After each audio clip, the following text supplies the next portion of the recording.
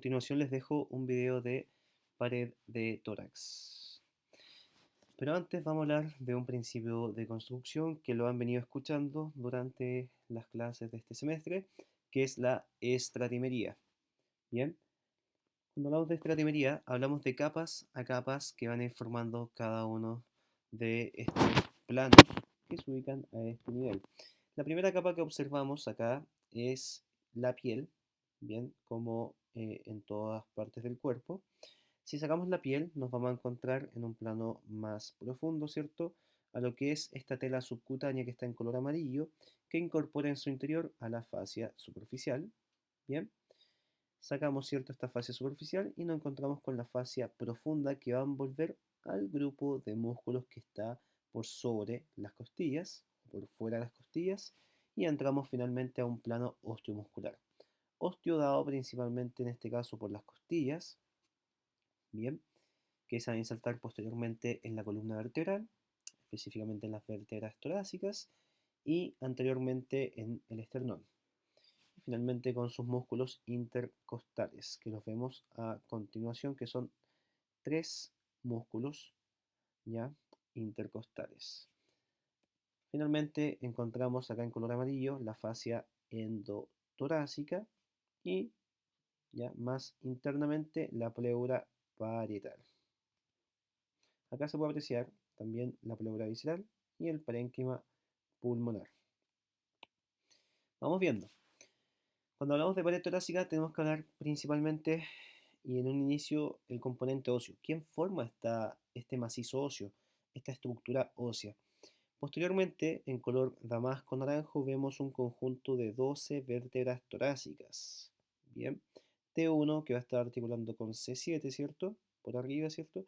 E inferiormente T2 articulando con la primera vértebra lumbar. Luego, por anterior, también tenemos a lo que es el esternón. Ya vamos a estudiar el esternón, que se compone de un manubrio, su porción más superior, ya un cuerpo, su porción central, y finalmente su porción más caudal o inferior es el proceso cifoides.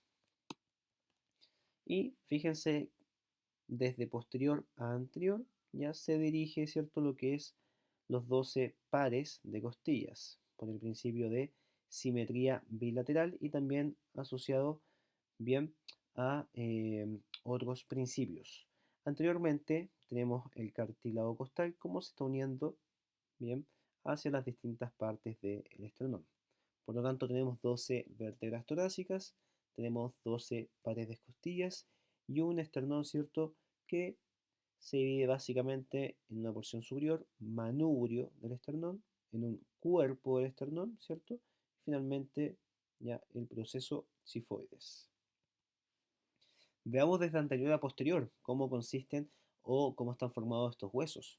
Primero que todo, el esternón dijimos que se divide en tres grandes partes: la porción superior, manubrio, bien, que va a tener específicamente acá, bien, una escotadura que es bastante palpable. Ustedes lo pueden hacer en este momento, ¿cierto? En la línea media, anteriormente tenemos esta escotadura o incisura yugular, bien, que está apuntado acá básicamente con la flecha negra y el puntero rojo. A ambos lados de esta incisura o escotadura yugular, acuérdense que en anatomía todo lo que tiene forma de U, bien, ahí hay una forma de U, ya tiene o se va a llamar escotadura. A ambos lados de esta escotadura vamos a encontrar dos pequeñas cavidades que se llaman incisuras o carillas articulares para la clavícula, ¿ya? Las incisuras o escotaduras claviculares. Por un lado se va a insertar la clavícula del lado derecho y por otro lado la clavícula del lado izquierdo.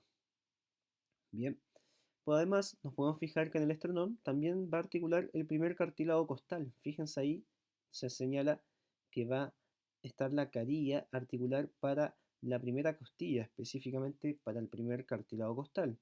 ¿Dónde se articula la segunda costilla o el segundo cartílago costal? Fíjense que se articula en el ángulo esternal, que es la articulación entre el manubrio y el cuerpo del esternón. Por lo tanto, la segunda costilla comparte ya su carilla tanto en el manubrio como en el cuerpo. El cuerpo, el esternón, ya vamos a encontrar básicamente carillas articulares para las costillas, donde va a articular el tercer, cuarto, quinto, sexto y la mitad de la séptima cartílago costal. ¿Por qué la mitad de la séptima? Al igual que la segunda, bien, articula de forma parcial, no de forma completa. La segunda articulada de forma parcial en el cuerpo y en el manubrio, haciendo una cavidad completa. Mientras que la séptima ya articula de forma incompleta o parcial en el cuerpo y de otra forma también en el proceso chifoides. Bien, por lo tanto, en el esternón llegan 7 cartílagos costales o 7 costillas. Bien, y el proceso chifoides queda libre y se puede observar acá. En el número 8, bien, se encuentra la articulación chifoesternal, bien, que es básicamente donde se inserta o articula el séptimo cartílago costal. Cada una de estas cavidades donde llegan los cartílagos o las costillas a través de sus cartílagos costales se va a llamar incisura o escotadura costal. Las costillas, dijimos que son, miren, 1, 2, 3, 4, 5, 6, 7, 8, 9, 10, 11 y 12 costillas o pares de costillas, que posteriormente articulan con la columna torácica, bien, y anteriormente, a través de sus cartílagos costales, ya las primeras 7 llegan a las distintas partes del esternón. Tenemos la escotadura yugular, a ambos lados de la escotadura tenemos la escotadura clavicular, y acá a los lados ya tenemos la primera costilla, segundo cartílago costal en el ángulo esternal, fíjense, tercero, cuarto, quinto, sexto de forma completa en el cuerpo y la séptima, bien, en la unión o articulación chifoesternal. ¿Qué pasa con la octava hacia abajo? Fíjense que su cartílago no se une directamente al esternón, sino que se va uniendo al cartílago costal de la séptima costilla para unirse de forma indirecta al esternón. Y así vamos bajando, ¿cierto? Hasta la décima. Décima costilla, novena, octava, séptima se unen de forma indirecta al esternón a través de la séptima. Bien. Y finalmente, dentro de las costillas falsas, ¿cierto? Que son de la octava a la doceava, tenemos una subcategorización que es la onceava y la doceava, que son flotantes. Acá está la onceava y la doceava. Son flotantes porque, como dice su nombre, están flotando. Bien, no se dirigen ya ni de forma directa ni de forma indirecta hacia el esternón, sino que quedan ahí, volátiles, flotando. Cartílagos. Es un cartílago de tipo hialino. Articula las costillas con el esternón, perdón, y la octava, la novena y la décima se unen al cartílago de la séptima, dijimos, por eso son falsas, mientras, bien, que la 11 y la 12 son libres. Y finalmente, en la parte ya ósea posterior, tenemos las vértebras torácicas. Y como ya hemos visto, son 12 vértebras torácicas que podemos encontrar, donde se consideran de la vértebra torácica número 3 a la novena como vértebras torácicas típicas. Bien, acuérdense que para que una vértebra en general de cualquier nivel sea considerada como vértebra tipo o típica, debiese haber cumplido con estos dos elementos básicos, ya que tuviera un cuerpo vertebral, que tuviera procesos transversos, que son dos, ¿ya? Y un proceso espinoso. Ahí ya tenemos 5 elementos. Bien, dos pedículos que me unen el cuerpo a los procesos transversos. Tenemos 7 elementos básicos, ¿cierto? Perdón, ahí tenemos 6 elementos básicos. Las láminas que me unen los procesos transversos al espinoso que está entre medio. Bien, ahí ya llevamos 8 elementos básicos y nos faltan las 4 superficies o carillas articulares, 2 superiores, una derecha e izquierda, y 2 inferiores, una derecha y otra izquierda.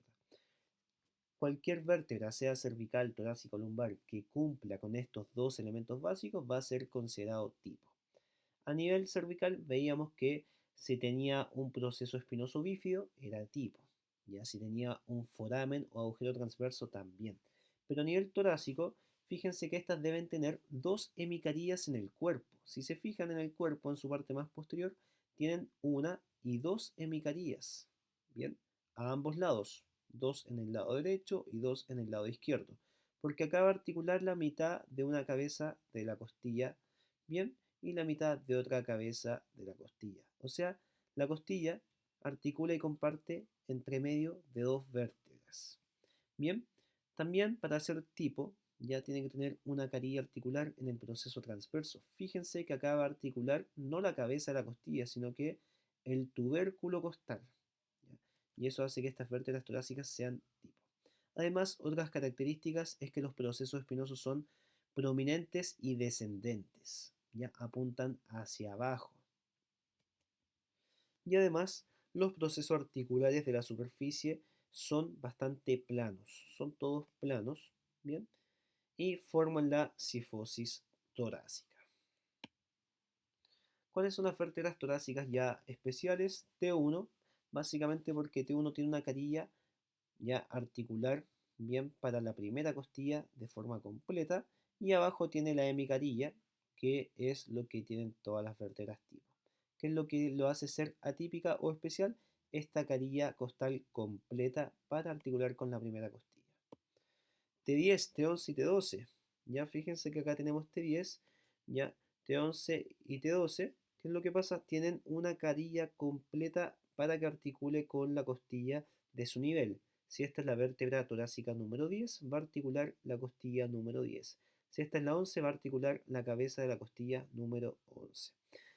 ¿Ya? Y finalmente, la T11 y la T12 no tienen carilla articular en el proceso transverso. Fíjense que esta es T11, ¿ya? Y si fuera T12 serían bastante similares, ¿ya? No tienen carilla articular transversa, mientras que T10 sí.